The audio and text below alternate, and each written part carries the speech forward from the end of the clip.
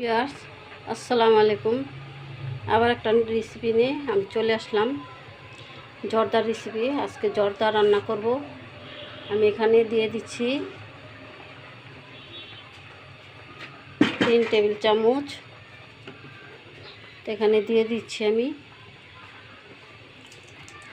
এলাচি, দারচিনি 2 টুকরা, দারচিনি 5 টুকরা, 5 গোটা এলাচ। তা আমি এখানে দিয়ে দিচ্ছি চিনি। আমি 1.5 পোয়ার মতো রান্না করব, তো আমি এখানে দিয়ে দিলাম 1.5 পোয়া চিনি। এখানে চিনিটা আমি দিয়ে দিছি, এখন নাড়তেছি।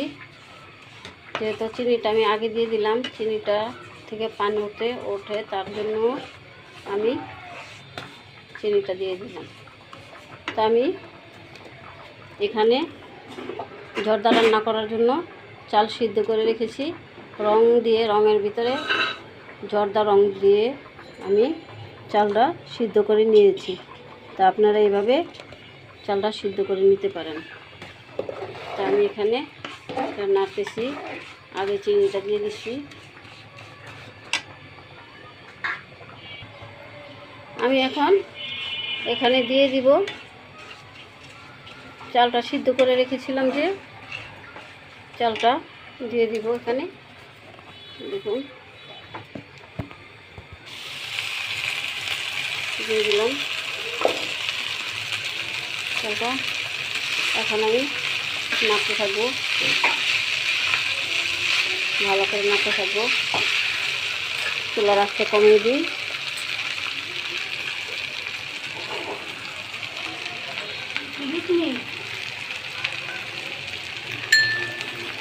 এখন আমি এখানে দিয়ে দিচ্ছি গুঁড়া দুধ। দেখুন, এখানে 3 টেবিল চামচ গুঁড়া দুধ দিয়ে দিচ্ছি।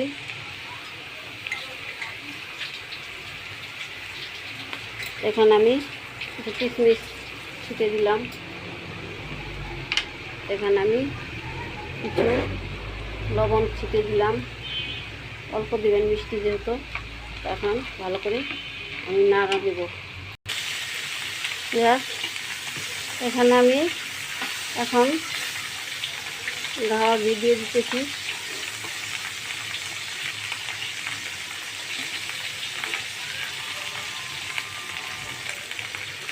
2 টেবিল চামচ। এখন নাড়তে হবে।